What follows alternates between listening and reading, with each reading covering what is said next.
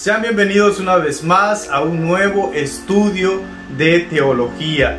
Después de algunas semanas que terminamos con el estudio del canon del Antiguo y del Nuevo Testamento, ahora continuamos con este estudio de la Biblia.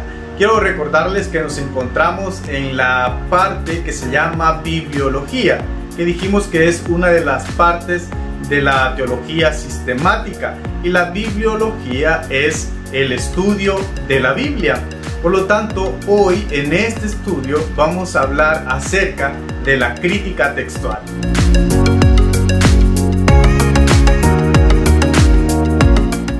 Para continuar, quiero invitarte a que si no te has suscrito a este canal, que no esperes más, suscríbete ahora mismo.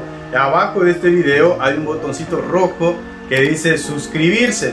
Es tan fácil suscribirse que a veces algunas personas me preguntan cómo pueden hacer para suscribirse. O hay una persona que me escribía y me decía, a mí me interesa el estudio, por favor suscríbame. Pero déjame decirte que solamente tú puedes hacerlo a través de tu aplicación de YouTube. Solo tienes que abrir la aplicación en tu celular y poder suscribirte abajo de este video. O si has entrado a este enlace y te lo ha abierto como una página de internet, toca unos botoncitos que están arriba, 3 puntos, y elige la opción abrir en YouTube para que te pueda abrir la aplicación que está en tu celular de YouTube y así te puedas suscribir desde tu cuenta. Solamente tú puedes hacerlo, y esto lo aclaro porque algunas personas me decían suscríbame o quiero suscribirme, ¿cómo puedo hacer? Es bien fácil, a través de la aplicación de YouTube. Ahí están las letras que dice suscribirse. Nomás al tocarlas ya cambian de color y dice suscrito. También te aparece una campanita al lado derecho que puedes tocar para activar las notificaciones. Si activas esas notificaciones, siempre que se sube un video, YouTube te avisará que hay un video nuevo el cual no has visto o el cual se acaba de subir, y así puedes estar siempre al tanto de todo lo que se sube al canal. Así que muchas gracias a aquellos que ya se suscribieron también, y quiero pedirles también que puedan compartir estos videos porque así es como llegamos a más personas. Así estos estudios, esta palabra, estos conocimientos de la Biblia pueden llegar a otras personas. Hay personas que tienen dudas acerca de estos temas y que con estos temas se les aclaran sus dudas, aprenden más, crecen en la fe, y así es como puede ser de gran bendición para muchas vidas. Así que hagámoslo, no cuesta nada, todo eso es gratis, no te van a estar cobrando nada por haberte suscrito, ni por compartirlo, ni por darle me gusta, o por agregar tus comentarios. Abajo de este video también puedes agregar aquellas dudas que tengas, aquellas cosas que no te quedaron claras, o aquellas aportaciones también que quieras hacer. Yo sé que hay muchas personas viendo este video que conocen muy bien estos temas, que para ellos no es desconocido. Entonces esas personas también pueden dar sus aportes para que otros también puedan leerlo y puedan conocer lo que tú sabes. Así que, como te decía en la introducción, hoy vamos a hablar de la crítica textual. ¿Y qué es la crítica textual? Cuando nosotros escuchamos la palabra crítica, nos imaginamos algo negativo, porque en nuestro lenguaje normalmente utilizamos la palabra crítica como cuando alguien habla mal de ti, o como cuando alguien está hablando en perjuicio de otra persona. Entonces ahí es donde nosotros asociamos esa palabra crítica. Pero al hablar de la crítica de las escrituras, la crítica del Nuevo Testamento en este caso, no es que nosotros estemos hablando mal de la escritura, al contrario, estamos haciendo un estudio serio de la Biblia. Este tema de la crítica textual viene después de lo que es el canon de las escrituras, porque ahora nosotros ya sabemos cuáles son los libros que forman parte de la Biblia. Eso era importante, y eso era una de las primeras cosas que nosotros teníamos que aprender. Ahora, con este conocimiento ahora nosotros ya podemos hablar de la crítica textual, en este caso, como te decía, del Nuevo Testamento. Pero en sí, ¿qué es la crítica textual? Se denomina crítica textual del Nuevo Testamento al trabajo de comparación de los distintos manuscritos con textos del Nuevo Testamento que fueron encontrados a lo largo de los últimos siglos. No se trata, como te decía, de una crítica del texto en el sentido de emitir una opinión sobre si es verídico o no su contenido. Ese tema lo vamos a tratar después, sino que la crítica textual tiene que ver con manuscritos que contienen cierta palabra, versículo o pasaje y cuáles no. Es importante abordar el tema de la crítica textual porque hoy en día aparecen versiones del Nuevo Testamento que, por ejemplo, omiten versos que de costumbre solían ser parte del texto de la Biblia, como lo es el caso de la Nueva Versión Internacional. Esta traducción, que se abrevia NBI, omite algunos versículos de la Biblia. Por ejemplo, Hechos 8:37 está omitido en la Nueva Versión Internacional.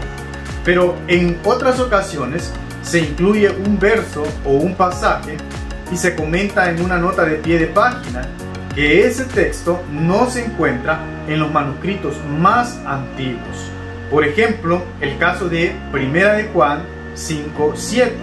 Estos hechos pueden hacer de que el lector acostumbrado a una determinada versión dude de la autenticidad del texto y por ende de la veracidad de la palabra de Dios. También es importante este tema porque en realidad no se ha encontrado ningún autógrafo.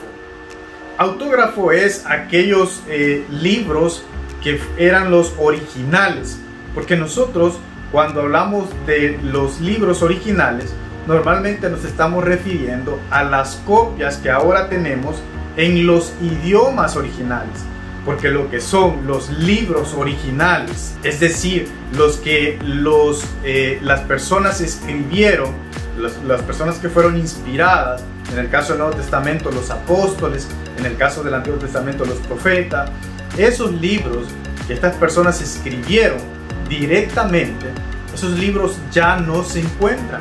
Esos libros con el paso del tiempo fueron deteriorándose, de modo que hoy en día no existe ninguno de ellos para poder estar completamente seguros o tener el documento exacto que escribieron los escritores sagrados.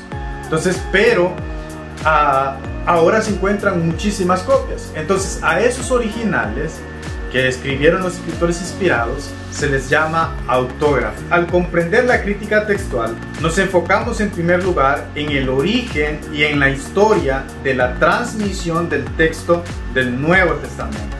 Y en segundo lugar, evaluamos el aparato crítico, ya que este solamente es el resultado del proceso de la crítica textual y es una herramienta para tener más claridad en cuanto a esta pregunta: ¿cuál habrá sido el texto original?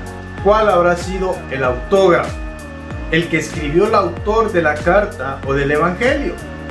Para emprender la crítica textual se parte del texto escrito y existente en los diferentes manuscritos del Nuevo Testamento, pero no se entra al debate sobre el proceso anterior a la redacción del primer texto. No se consideran ni el proceso oral ni el de posibles o probables textos sueltos y previos a la versión del autógrafo.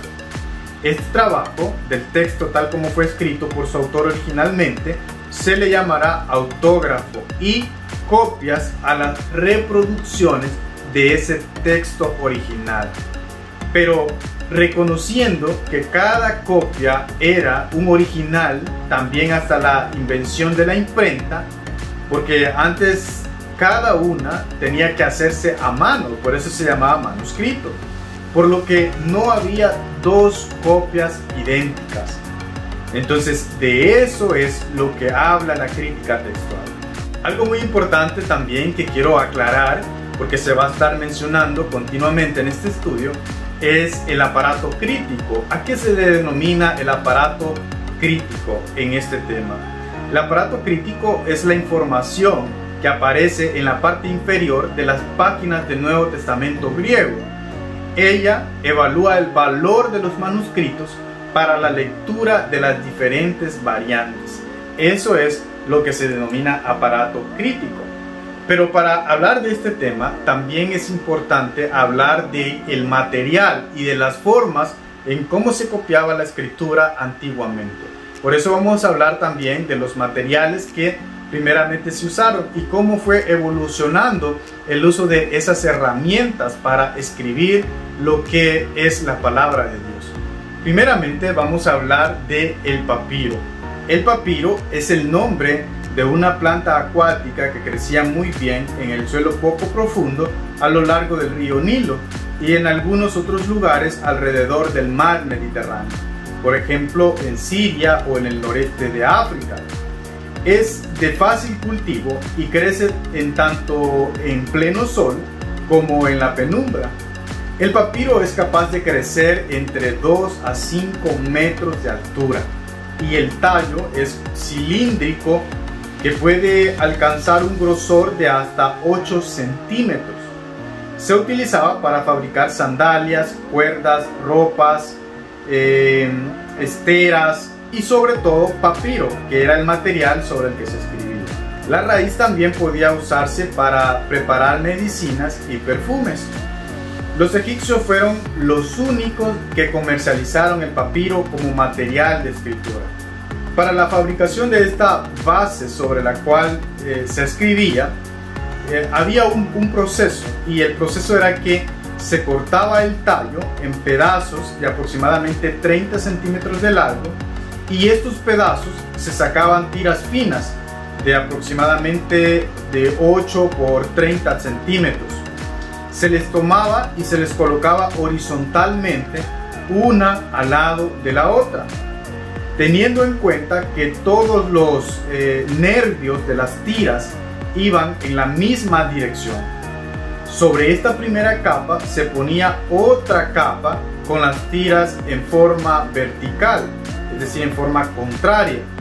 Luego se prensaban las dos capas y la savia de las tiras actuaba como pegamento. La resistencia de estas láminas dobles era muy parecida a las del papel. Al final se frotaba el papiro suavemente y quedaba listo para ser usado. Se escribía mayormente sobre el lado de las fibras horizontales, que es el anverso, porque servían como líneas de guía y además no presentaban irregularidades.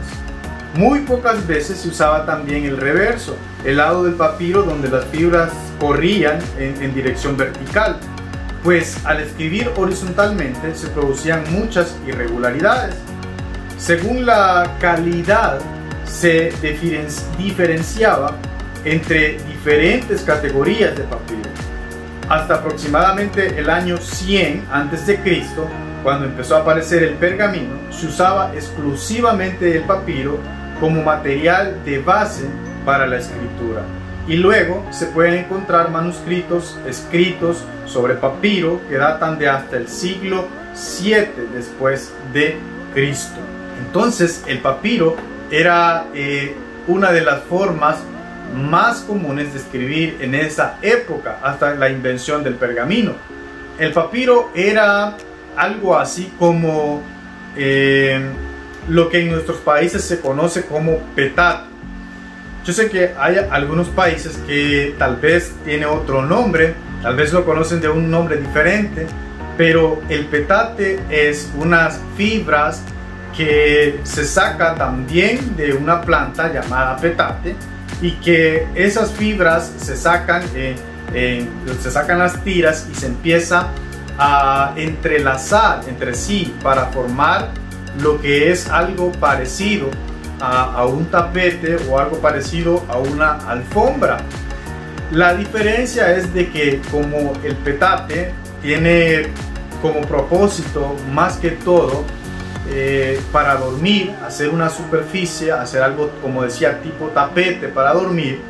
Entonces las fibras del petate van entrelazadas y de esa forma no se puede escribir sobre el petate, pero como no es esa la finalidad que tiene, pues se hace de esa forma. En el caso del papiro era diferente, porque el papiro tenía el propósito de que sirviera como material sobre el cual se iba a escribir, y es por eso que tenía un tratamiento diferente y como resultado era algo mucho más fino, mucho más liso en lo cual se pudiera escribir.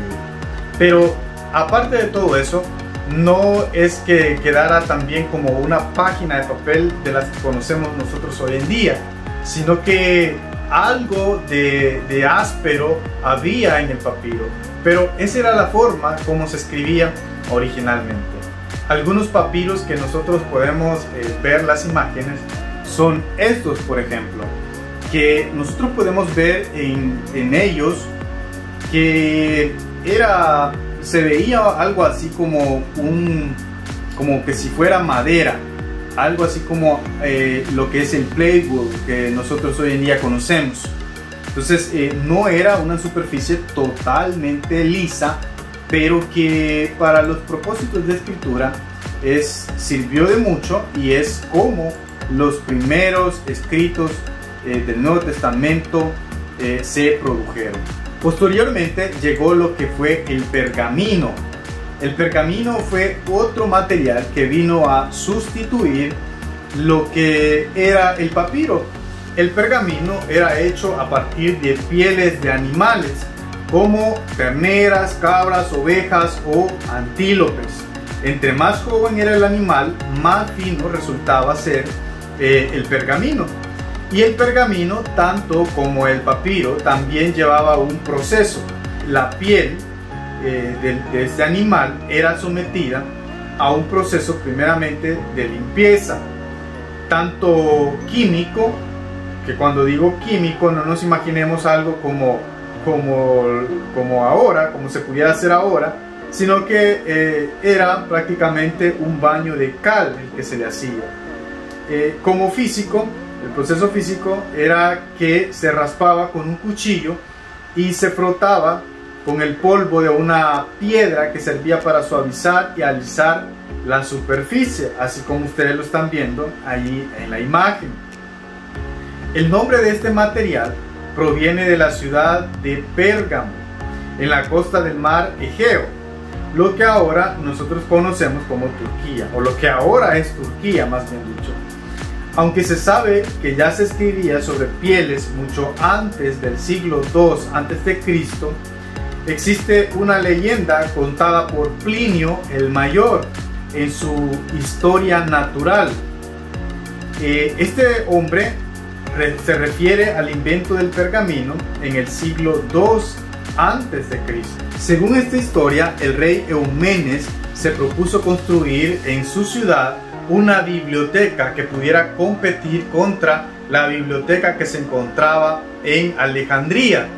Si ustedes han visto los videos anteriores, recordarán de que en el video de los libros apócrifos, cuando estábamos hablando de la traducción que se conoce como la Septuaginta, hablamos del faraón que probablemente era Ptolomeo II, el que manda a traer a estos ancianos que conocían las escrituras del Antiguo Testamento para que pudieran hacer una traducción al griego.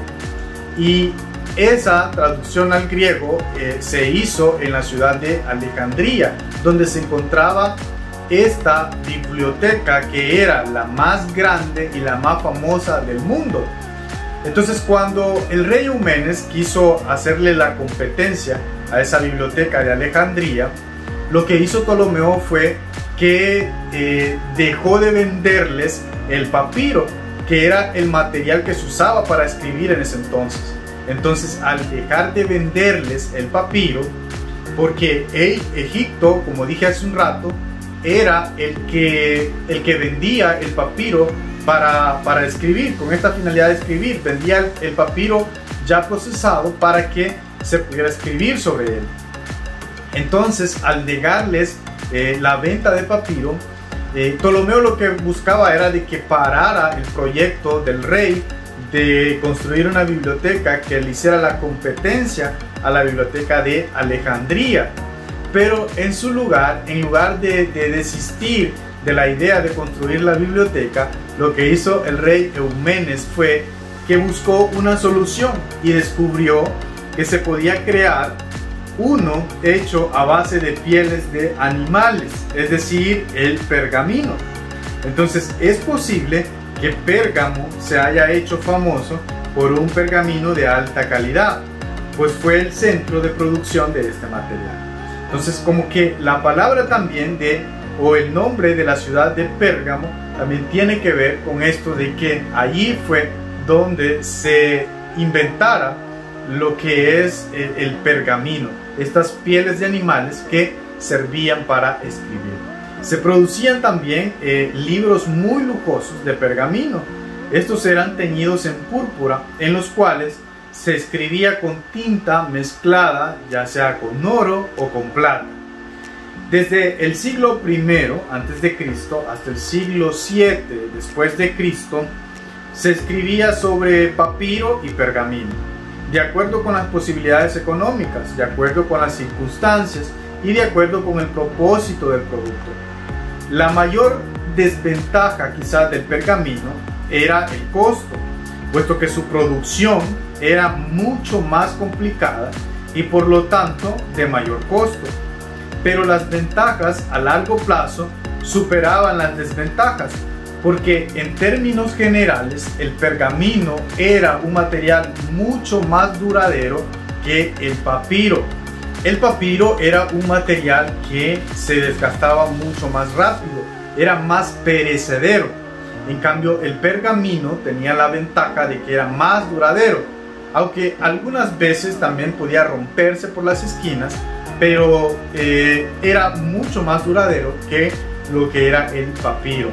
Otra ventaja también del pergamino y que compensaba el costo es que se podía escribir a ambos lados.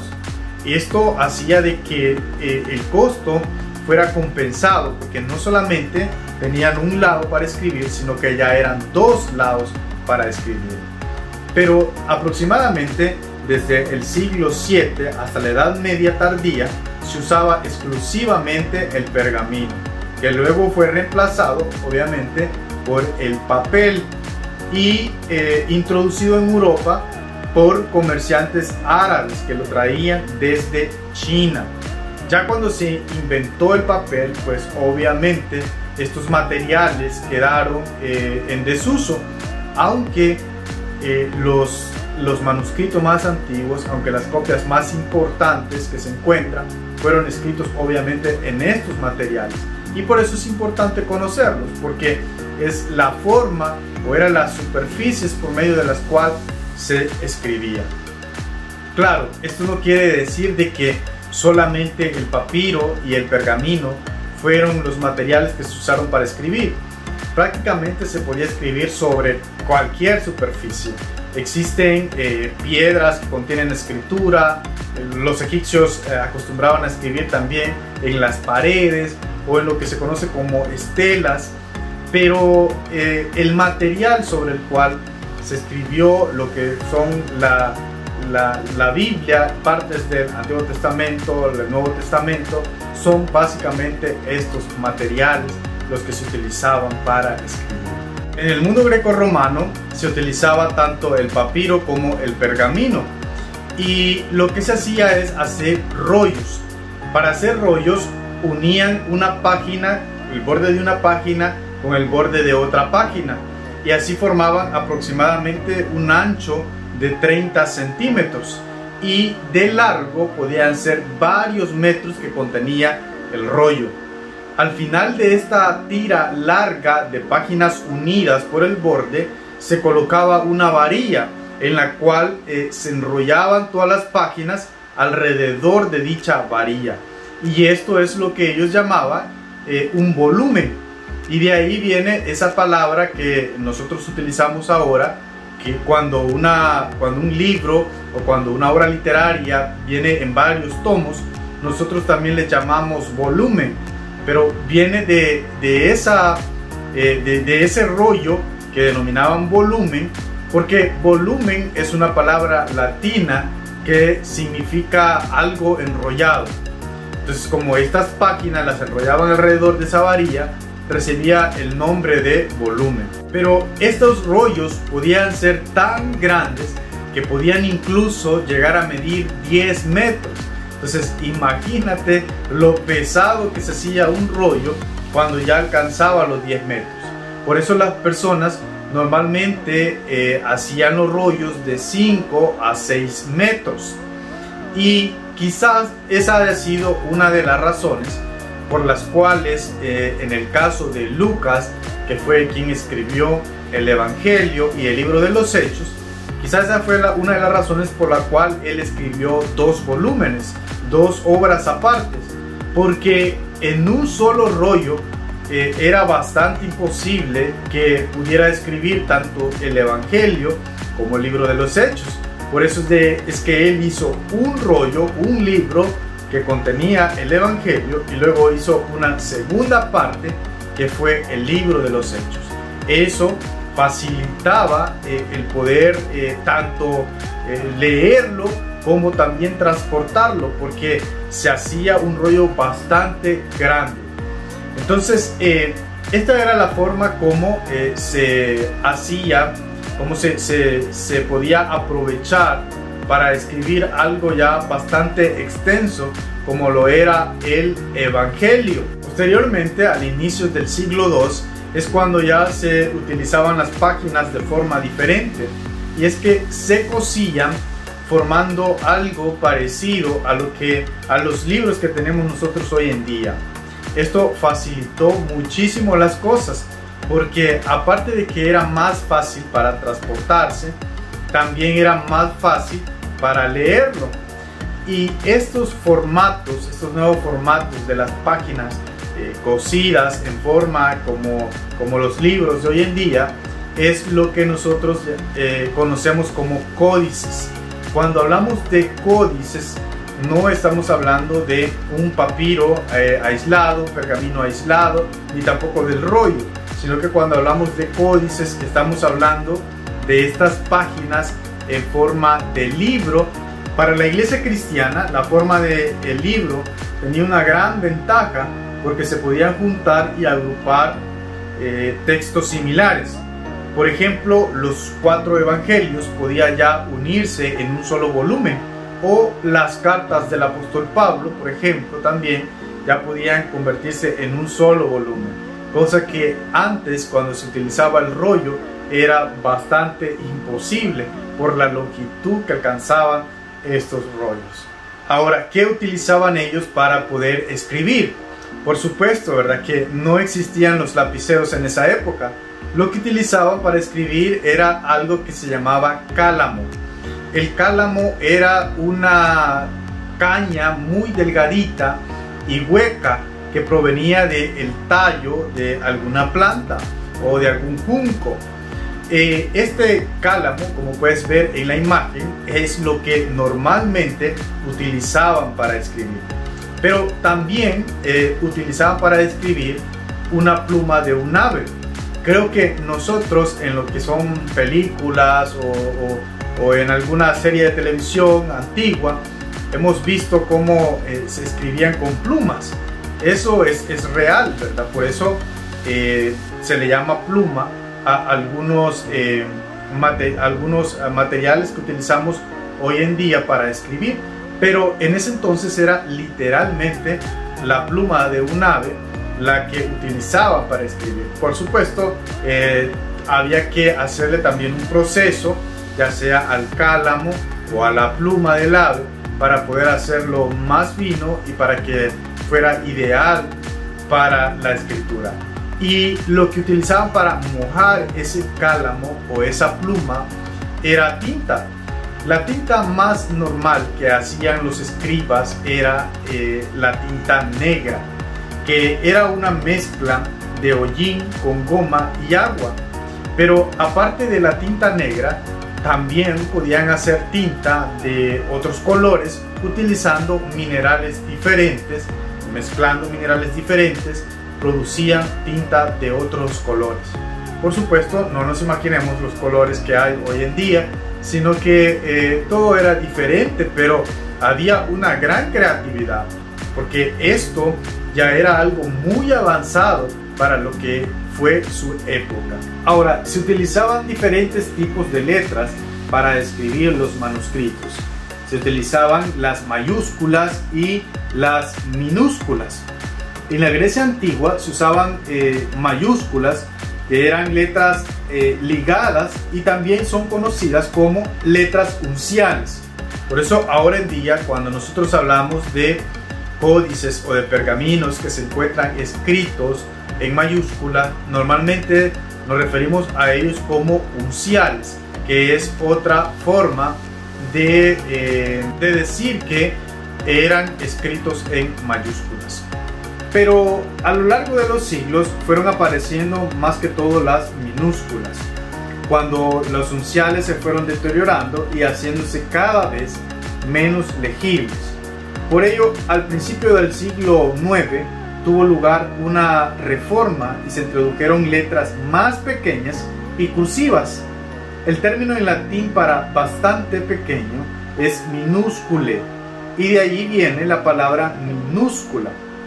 No se sabe exactamente quién inició esta reforma ni dónde, pero el uso de las minúsculas revolucionó la distribución del texto del Nuevo Testamento, pues con estas se podía escribir más texto en una misma hoja, lo que hizo menos costosa la adquisición de libros. Además que las minúsculas tenían la ventaja que el copista podía escribir mucho más en una hoja y podía escribir mucho más rápido. Los palimpsestos, con mucha frecuencia se daba que, como estos materiales para escribir, como dije, no eran nada baratos, eran materiales muy costosos, lo que se hacía en ocasiones es que cuando se tenía un pergamino ya escrito y de una obra que probablemente no era muy importante, o que ya se había leído varias veces y la persona consideraba de que ya no era necesario tener eso por escrito, lo que hacía es que borraba lo que había sido escrito en ese material, y sobre eso borrado, o sobre esa mancha de lo que habían borrado, se escribía algo nuevo.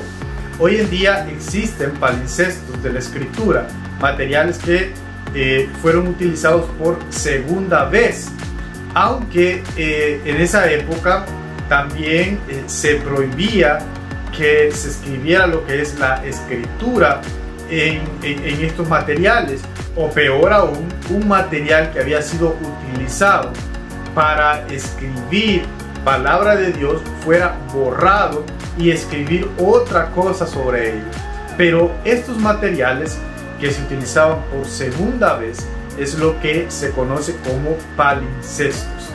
Entonces, básicamente, estos eran los materiales que se utilizaban en los primeros siglos para escribir: el papiro y el pergamino como superficies en las cuales se escribía, y el cálamo o la pluma de algunas aves para escribir en forma de lapicero, como conocemos nosotros hoy en día.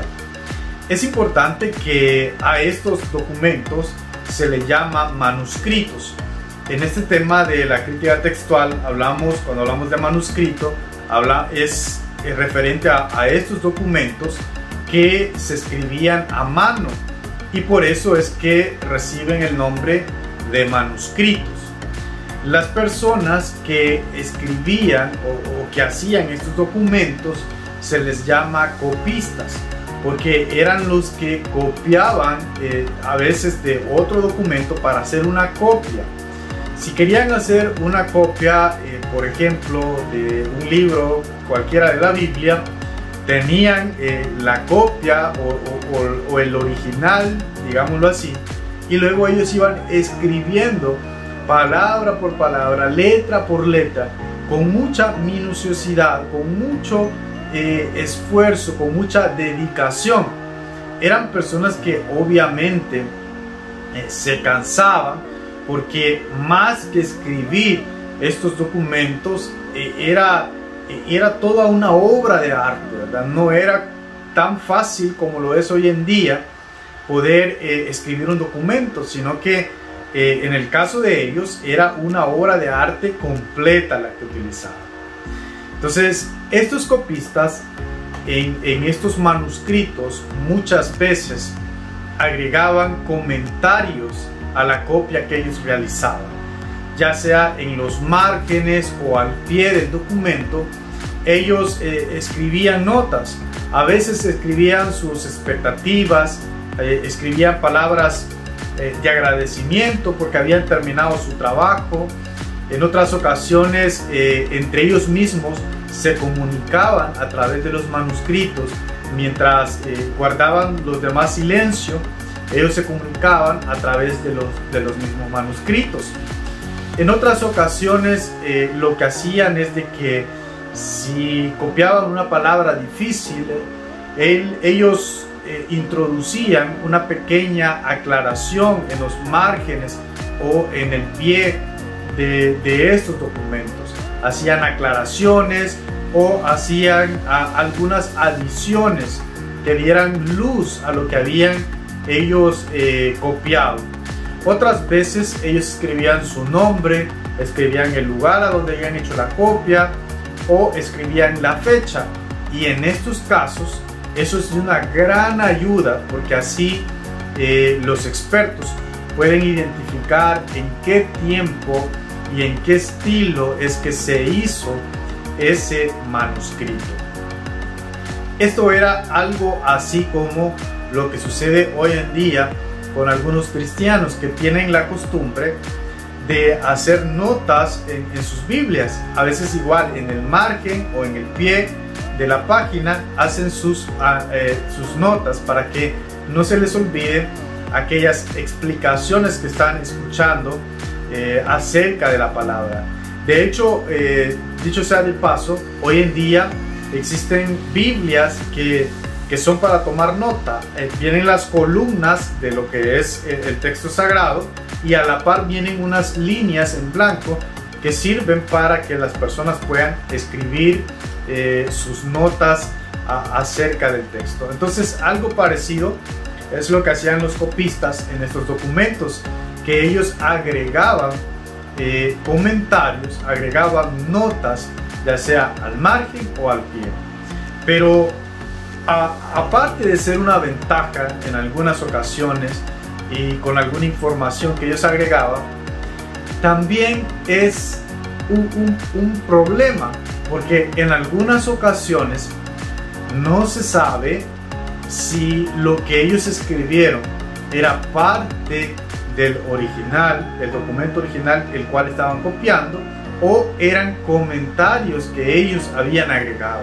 Y eso sucede en el caso de la escritura, que es el caso que nos interesa, porque no solamente se copiaba escritura, sino también otras obras. Pero en el caso de la escritura, a veces es por eso que en algunos manuscritos se encuentran algunas palabras y en otros manuscritos no. Pero se llega a la conclusión de que en esos manuscritos en los que se encuentran estas palabras son comentarios que el copista agregó, porque tal vez en manuscritos más antiguos no existen tales palabras. Originalmente, en los manuscritos más antiguos tenían un título, una indicación muy breve. Por ejemplo, según Mateo, a lo largo del tiempo, estos títulos se hicieron cada vez más largos y específicos. En algunos manuscritos antiguos también se encuentra un tipo de títulos descriptivos para cada capítulo, algo así como los encabezados que encontramos en nuestras Biblias el día de hoy. Además, existía algo como a guisa de introducciones del libro, lo cual contenía información sobre la vida del autor, sobre las circunstancias de la redacción o el contenido del libro mismo. Los signos de puntuación en este caso casi no existían. Recién a partir del siglo VI o VII los copistas empezaron a introducir algunos, pero en una forma un poco esporádica y arbitraria. El signo de interrogación incluso se puede hallar recién en el siglo IX. También estos manuscritos incluían ayudas para la lectura pública, porque desde antes de la existencia del Nuevo Testamento se solía estructurar el texto que se iba a utilizar para la lectura pública en voz alta, de tal manera que el lector, la persona que iba a dar lectura públicamente a estos manuscritos, podía ver incluso dónde tenía que respirar para poder leer la siguiente parte en una sola alentada o en un solo tirón, podríamos decir, sin respirar. Entonces todo esto, como digo, más que en este caso más que una lectura, era un arte también. O sea, no era de cualquier persona que se ponía a leer. Aparte de que no todas las personas podían leer, ¿verdad? Había un porcentaje de analfabetismo bastante alto, pero las personas que sabían leer lo sabían hacer muy bien, incluso hasta llegar a este punto de hacer o de conocer ciertos lugares de la escritura a donde tenían que tomar aire para continuar con la lectura. Con el paso de los siglos, en algunas iglesias se empezó a cantar el texto bíblico. Entonces, en este caso, en estos pasajes en los cuales se hacía cantado, también incluían las indicaciones, cómo debía de hacer la persona que cantaba estos pasajes.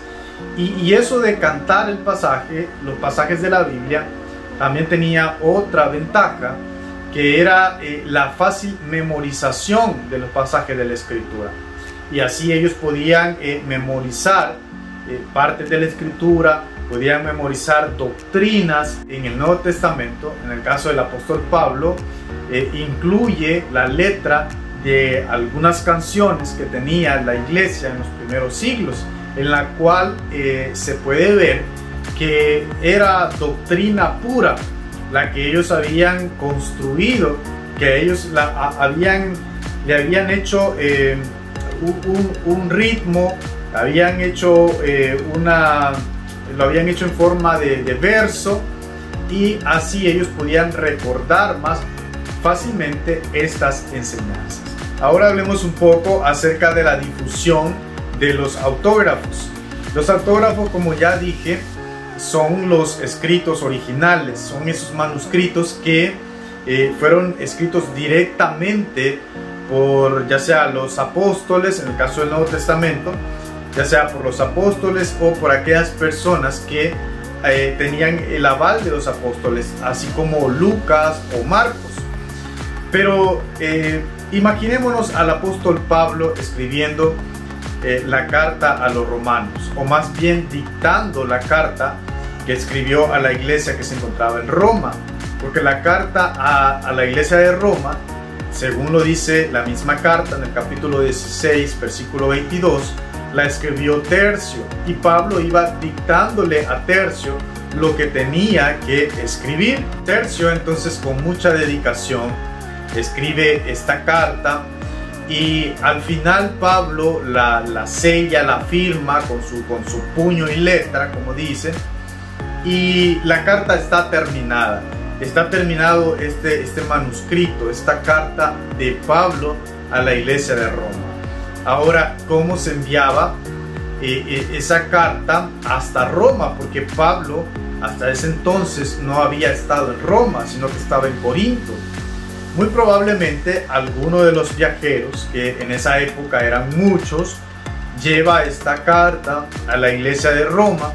La iglesia de Roma la recibe con mucha alegría, con mucho gozo, lee lo que toda la doctrina que el apóstol escribe en esa carta, ¿verdad? Que es una carta que contiene una teología pura de Pablo, Por eso algunos la han llamado la catedral de la teología, a la carta a los romanos, porque es una carta de mucha teología, es una carta que aprendemos muchísimo de temas como la justificación, de cómo se hereda el pecado, etc. Imagínense, esta carta tan valiosa la recibe la iglesia de Roma, y con el paso del tiempo el apóstol Pablo, aunque en otras condiciones que no eran las que él esperaba, llega a la iglesia de Roma. Pero después Pablo sufre el martirio como el resto de los apóstoles. A Pablo, según la tradición, lo matan, lo decapitan, y ya no está más el apóstol Pablo para seguir instruyendo a la iglesia. Pero ha quedado este manuscrito, ha quedado este documento que el apóstol escribió a esa iglesia. Ahora, la iglesia conserva con mucha dedicación ese manuscrito, pero por allá en una ciudad lejana, pongamos Alejandría, en la ciudad de Alejandría, en Egipto, hay una persona que tiene dinero y que está interesada en conocer lo que esa carta dice, en conocer lo que el apóstol Pablo le escribió a la iglesia de Roma. Entonces, ¿qué puede hacer esta persona? Para empezar, como acabo de decir, tiene que ser una persona de dinero, porque no era nada fácil poder obtener una copia de un documento, en este caso de la carta a los romanos.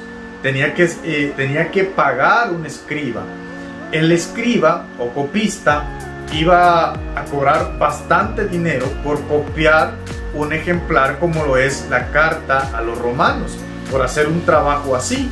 Para nosotros tener una idea más o menos de cuánto costaba obtener una copia de un manuscrito en este tiempo, imaginémonos como que si nosotros ahora hiciéramos un cuadro de un pintor muy famoso. Para que este pintor nos haga este cuadro, nosotros tenemos que pagarle muchísimo dinero, si es un pintor famoso o si la pintura es famosa. Entonces es algo que cuesta mucho dinero.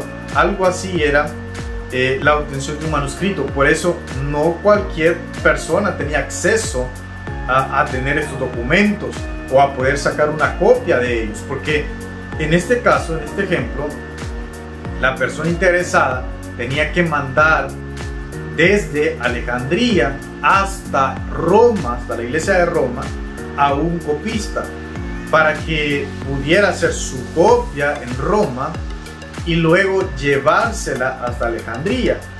O bien podía pedirle a una persona de Roma que le hiciera la copia de la carta.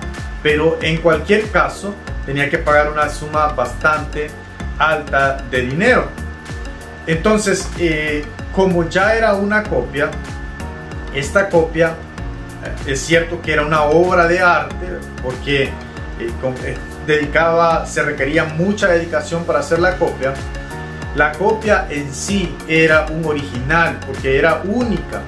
No existían ni existen dos copias que sean iguales. Las copias son diferentes, porque es una obra de arte diferente que hizo cada copista.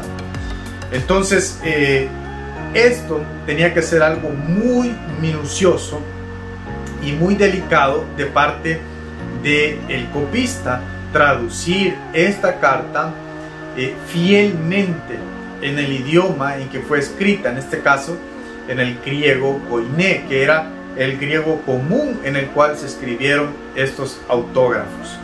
Pero ahora, si esa carta se necesitaba que se tradujera a otro idioma, como fue en muchos casos, al idioma siríaco, por ejemplo, al latín, que era un idioma muy predominante en el imperio, o al Egipto, que es lo que se conoce como el copto. Entonces ya había que hacer una traducción del griego koiné a ese idioma en el cual esta persona quería que se tradujera. Ahí ya no solamente era el trabajo de copiar el manuscrito, sino que también era el trabajo de traducirlo. ¿Y cómo traducirlo fielmente? Entonces, como podemos ver, era un trabajo muy delicado, que se requería de mucha dedicación y que por lo tanto era también muy costoso. Pero así fue como estos autógrafos, estos manuscritos originales, los manuscritos que escribieron directamente los apóstoles, fueron copiándose tanto al griego koiné como a otros idiomas, y así fue como fueron haciéndose copias de copias tras copias, y más copias y más copias y más copias. Entonces esas copias en sí, como digo, no eran parecidas, aunque los copistas hacían un gran trabajo, hacían un gran esfuerzo. Muchas veces introducían errores que en realidad era algo normal, porque el copista se cansaba de tanto estar escribiendo o estar copiando, de poner toda su atención en hacer aquel trabajo. Y así es como hoy en día nosotros encontramos copias diferentes. En algunos pasajes de la Biblia existen diferencias muy significativas entre una copia y otra. Hay otras escrituras que no se sabe si estaban originalmente en el texto, si fueron agregadas por algún copista a lo largo del tiempo en el cual se hicieron estas copias de copias. Pero esta fue la forma como se difundió lo que son los autógrafos. Esta es la forma en cómo se hicieron estas copias de los escritos originales. Cuando llegamos al siglo XV, encontramos uno de los sucesos más importantes en la historia de la Biblia y en la historia de los manuscritos, y fue la invención de la imprenta. Sabemos que de las Biblias, la primera Biblia que fue impresa fue lo que se conoce como la Biblia de Gutenberg, que por cierto es uno de los libros más caros en el mundo. Su precio ronda aproximadamente por 77 millones de dólares. Pueden imaginarse qué carísimo es un ejemplar de esa Biblia de Gutenberg. Pero la Biblia de Gutenberg era una de las traducciones que se conocía como la Vulgata Latina. En otros videos hemos hablado acerca de la creación de esta traducción llamada Vulgata Latina, que hizo un hombre llamado Jerónimo. Esta traducción fue tan importante y es tan importante dentro del catolicismo romano, que era la traducción oficial de la iglesia. Entonces, para este año, cuando se inventa la imprenta, la Biblia que circulaba mayormente, o la más conocida, era la Vulgata Latina. No existía un ejemplar en griego. Pero en el siglo XVI, un siglo después, un hombre dueño de una casa editorial se le ocurrió la idea de que tener una traducción en griego podía resultar en un buen negocio. Por supuesto, él no lo hizo como alguien interesado en el texto en sí, alguien interesado en las escrituras, sino que él lo hizo por cuestiones económicas. Pensaba que podía ser un buen negocio tener una traducción en griego. Entonces se propuso tener una traducción en griego, y este trabajo fue el que encomendó a un hombre llamado Erasmo de Rotterdam. Erasmo era una persona católica también, era un erudito, era un teólogo, un filósofo, un filólogo, y él fue el que se encargó de hacer esta traducción de la escritura, o hacer un Nuevo Testamento en griego. Y para eso Erasmo utilizó dos manuscritos que datan aproximadamente del siglo XII. Por supuesto, no eran los mejores que existían, porque al ser del siglo XII quiere decir que habían pasado ya más de 1000 años desde que se habían hecho lo que eran los autógrafos. Es decir, que esos manuscritos eran copias de copias tras copias, como hemos visto. Pero Erasmo era lo que tenía. Estos manuscritos los encontró en Basilea, en Suiza, y de ella fue que hizo su trabajo o su obra en griego del Nuevo Testamento. Incluso Erasmo ni siquiera tenía manuscritos donde estuvieran completos, por ejemplo, el libro de Apocalipsis. Y lo que hizo Erasmo fue reconstruir el libro de Apocalipsis de otras versiones o de otros manuscritos que estaban en latín. Entonces, el trabajo al final resultó ser un trabajo que daba mucho que desear, y no era tanto porque Erasmo fuera incapaz de hacer un buen trabajo, sino por la presión que este dueño de la casa editorial estaba haciendo sobre Erasmo, porque tan solo contó con 3 meses para hacer esta gran obra. Aproximadamente desde julio del año 1515 hasta octubre del mismo año, Erasmo terminó su trabajo del Nuevo Testamento en griego, y el siguiente año, en 1516, ya se publicó su obra. Existía otro trabajo que era muchísimo mejor que el de Erasmo, pero curiosamente el de Erasmo fue el que pegó más, el que tuvo mayor aceptación, y fue el que se hizo más famoso, más conocido en aquel entonces. Pero por ser un científico sincero, Erasmo era consciente de lo defectuoso que había sido su texto, o que era su texto. Por lo tanto, él preparó una segunda edición ya en 1519, en la cual se corrigió la mayoría de los errores tipográficos que tenía el primer texto, pero se mantuvo el texto de la primera edición. Siguió buscando más manuscritos y al final encontró aproximadamente 12, de los cuales el más antiguo databa del siglo X, es decir que igual habían pasado aproximadamente 1000 años después de los autógrafos. En 1522 publicó otra edición sin mayores cambios, y en 1527 una cuarta edición. Pero el otro texto, que también había sido un excelente trabajo del cardenal Cisnero, fue publicada antes de esta cuarta edición de Erasmo. Por fin fue publicada, y Erasmo tuvo la oportunidad también de estudiarla. Se dio cuenta de que el texto de este texto del cardenal llamado Políglota era muy superior al suyo, y fue suficientemente sabio para hacerle caso a la obra del cardenal Cisneros, de modo que introdujo muchos cambios textuales en su propia edición. En este proceso cambió, por ejemplo, alrededor de 90 pasajes solamente del libro de Apocalipsis. Cada página de esta cuarta edición constaba de 3 columnas paralelas, una con el texto griego, otra con el de la Vulgata y una tercera con la versión propia de Erasmo en latín.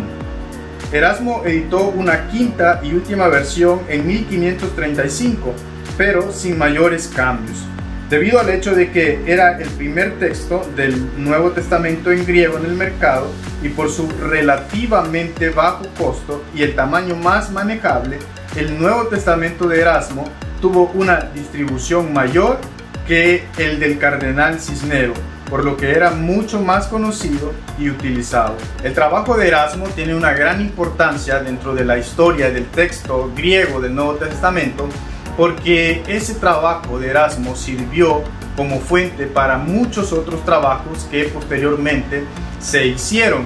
Muchas otras personas hicieron sus Nuevos Testamentos en griego, pero una de las fuentes que utilizaban, entre otras, era el texto de Erasmo. Entonces, para el siglo XVII, antes del siglo XVII, mayormente era la Vulgata latina la que había tenido la autoridad, pero después del siglo XVII apareció ya el texto Receptus, que significa el texto recibido. Este texto Receptus tomó tal autoridad que se le consideró el más autoritativo, aún más que la Vulgata latina. Y así fue pasando el tiempo y fueron surgiendo nuevas obras ya para los tiempos de los reformadores.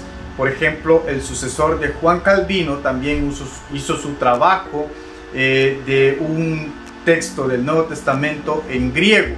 Y es muy probable también que Lutero haya utilizado el texto de Erasmo para hacer su traducción de la Biblia al alemán. También la Biblia, que se llama King James, que es una traducción en inglés, muy probablemente también tuvo como fuente el texto de Erasmo. Y fue hasta 1569 cuando se hizo una de las traducciones más importantes al español, que es la traducción de Casiodoro de Reina. Antes de la traducción de Casiodoro de Reina ya existían traducciones al español, pero normalmente se hacían de la Vulgata latina, pero Casiodoro de Reina hizo una traducción que venía de el texto Receptus, que era un texto en griego. Entonces el trabajo que hizo Casiodoro de Reina fue un trabajo excelente, porque a pesar de que solamente era una persona, hizo un trabajo de traducción muy bueno de la Biblia al español. Esa primera traducción que hizo Casiodoro de Reina en 1569 se conoció como la Biblia del Oso. Esa era la original que había hecho Casiodoro de Reina del texto Receptus. Pero en 1602 hace una revisión Cipriano de Valera, y después de esa revisión ya había muerto, por supuesto, Casiodoro de Reina. Entonces, de los nombres de Casiodoro de Reina y de los nombres de Cipriano de Valera, toma el nombre, la traducción más conocida en español que tenemos hoy, que es la Reina Valera. Esta revisión de 1602 de Cipriano de Valera se conoció como la Biblia del Cántaro, y posteriormente hubo otras revisiones hasta llegar a la revisión de 1960, que es la revisión que tuvo mucho más aceptación en la iglesia cristiana, y hasta el día de hoy se utiliza esa revisión, aun cuando hay otras revisiones posteriores a la de 1960, pero sigue siendo como la favorita de la mayoría de cristianos evangélicos. Conforme fue pasando el tiempo, fue creciendo el interés de las personas por conocer los manuscritos escritos en los idiomas originales, que era el griego koiné, y a partir de entonces se intensificó la búsqueda de aquellas personas interesadas en conocer los manuscritos en el idioma original. Y así fue como surgieron códices importantes. Hubo grandes descubrimientos de códices, hubo trabajos muy importantes que nosotros podemos encontrar en libros que nos hablan de la historia de estos descubrimientos. Pero uno de los descubrimientos más importantes fue el descubrimiento del Codex Sinaiticus. Este códice fue descubierto por un hombre llamado Tischendorf, que lo descubrió en un monasterio de Santa Catalina. Este códice, llamado Codex Sinaítico en latín, o Codex Sinaítico, es el que fue utilizado para hacer una de las mejores traducciones que tenemos hoy en día en español, como lo es la Nueva Versión Internacional. ¿Por qué es mucho mejor la Nueva Versión Internacional que la Reina Valera de 1960? Porque, como ya lo dije, la Reina Valera de 1960 o la obra original de Casiodoro de Reina de 1569 fue traducida del texto Receptus, que se basaba en manuscritos más tardíos, aproximadamente del siglo X o del siglo XII después de Cristo. Sin embargo, el Codex Sinaítico está hecho de manuscritos que datan aproximadamente del siglo IV después de Cristo, es decir, de manuscritos más cercanos a los autógrafos, y entre más cercana es una copia, más confiable es, y entre más lejana está la copia de los autógrafos, pues tiene muchísimos más errores y hay mucha más probabilidad de que el texto esté alterado. Y eso es lo que sucedió con estas traducciones de la Biblia en español.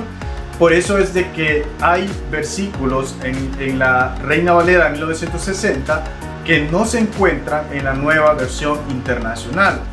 Hay personas que acusan a los traductores de la Nueva Versión Internacional de quitarle a la palabra de Dios, de quitarle versículos a la Biblia.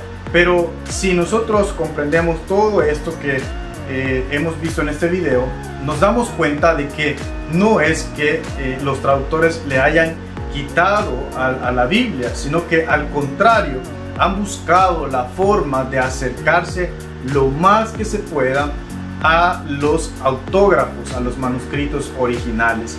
Por eso es de que la traducción de la Nueva Versión Internacional es una de las mejores traducciones que existen, al menos en este tiempo. Por supuesto, ahora existen miles y miles de manuscritos, miles de copias, y probablemente conforme vaya pasando el tiempo se vayan haciendo mejores traducciones, se vayan haciendo, por ejemplo, también correcciones a la Nueva Versión Internacional, que como toda traducción también tiene sus errores, pero a mi criterio es una de las mejores traducciones que tenemos hoy en día.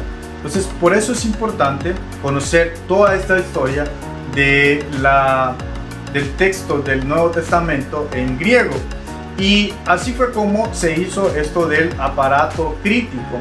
Se fueron comparando todas estos manuscritos que se iban descubriendo, y al hacer esa comparación, al hacer el estudio comparativo de estos manuscritos, a eso es lo que se le llamó el aparato crítico. Hoy en día tenemos varios códices importantes en griego, como lo son el Códice Sinaíticus, que es de la primera mitad del siglo IV, y como ya lo dije, fue descubierto por Tischendorf en 1859 en el monasterio de Santa Catalina, al pie del monte Sinaí. Hoy en día se exhibe en el Museo Británico en Londres.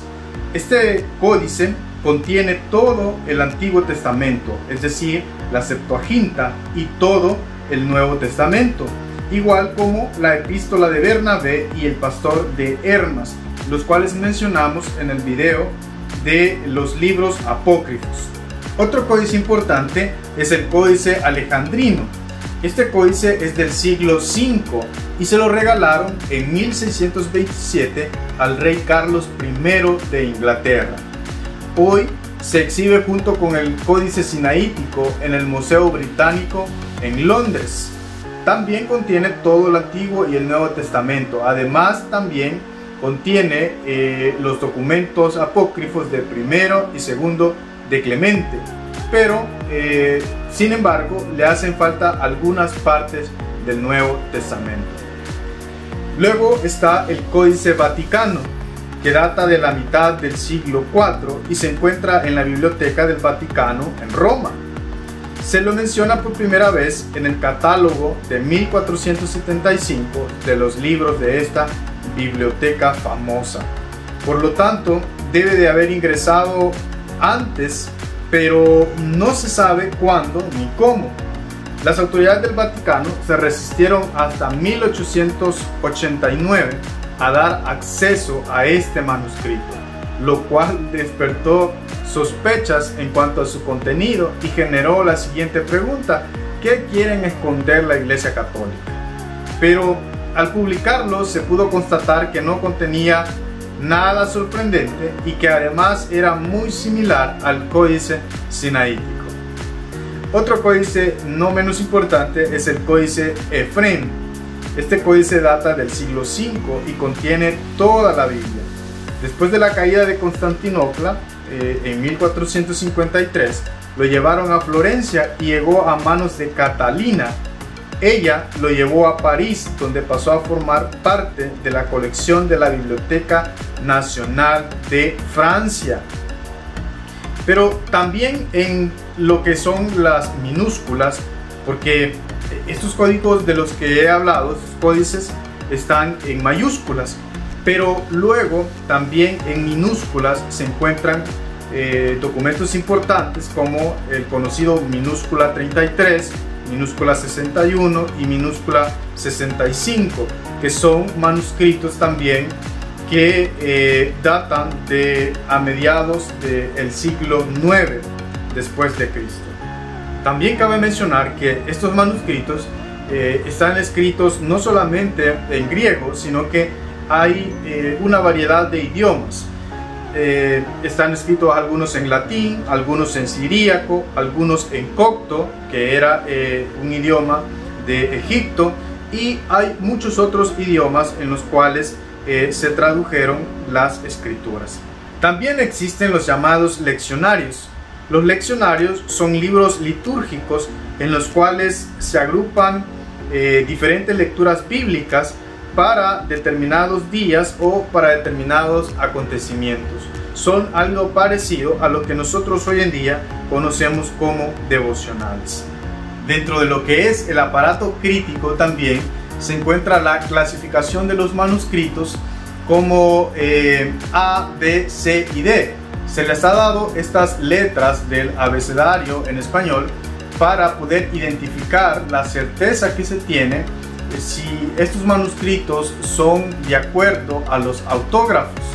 Aquellos manuscritos que tienen la letra A mayúscula son los manuscritos que se considera que así decía el original.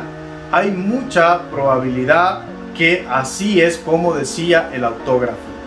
Los manuscritos que tienen la letra B son aquellos que hay poca probabilidad de que así dijeran los autógrafos.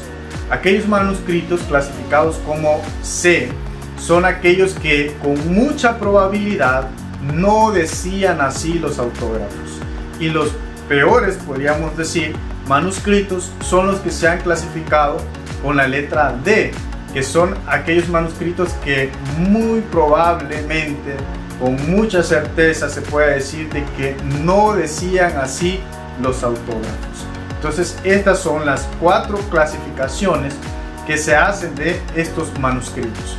Entonces, a manera de conclusión, podemos decir de que la crítica textual es esa comparación de manuscritos antiguos para determinar o para tratar de determinar qué es lo que el hagiógrafo, es decir, los autores originales, escribieron en los autógrafos, es decir, los documentos originales.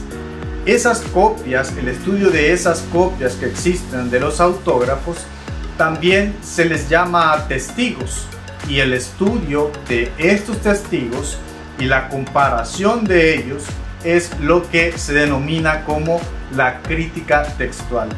Entonces, este tema es de gran importancia a la hora de ver las diferentes variantes en las traducciones que tenemos nosotros hoy en día, y para poder comprender por qué en algunas traducciones hay cambios, por qué en algunas traducciones dice de una forma, por qué en otras traducciones dice de otra, que son las preguntas que normalmente surgen cuando el cristiano tiene el hábito de la lectura y el hábito de estudiar las escrituras.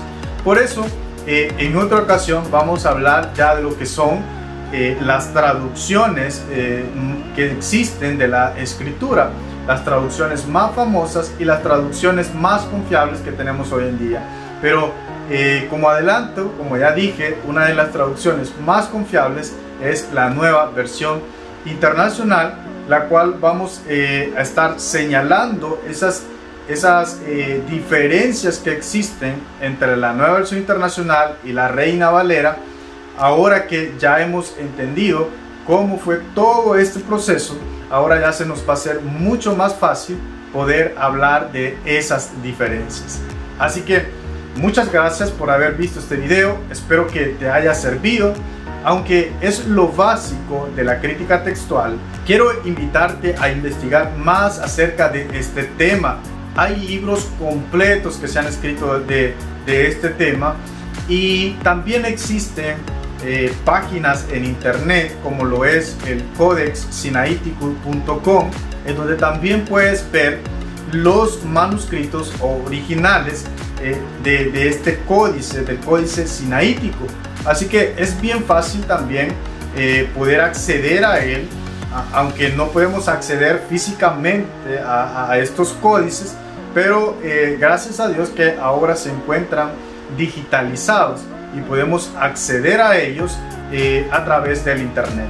Entonces, si tú quieres ver lo que es el códice sinaítico, solamente tienes que escribir en tu buscador codexsinaiticus.com y ahí te aparecerá lo que es el códice con diferentes ayudas para poder entenderlo. Son temas muy importantes, son estudios que cuando se les agarra el sentido, cuando se empieza a investigar estos temas, resultan ser muy interesantes para aquellos que amamos la escritura. Así que muchas gracias por haber visto esta explicación básica de la crítica textual. Una vez más quiero invitarte a que te suscribas a este canal, a que compartas los videos, a que le des me gusta. De esa forma estás apoyando este canal y estás contribuyendo también a que otros también se interesen por las escrituras. Muchas gracias.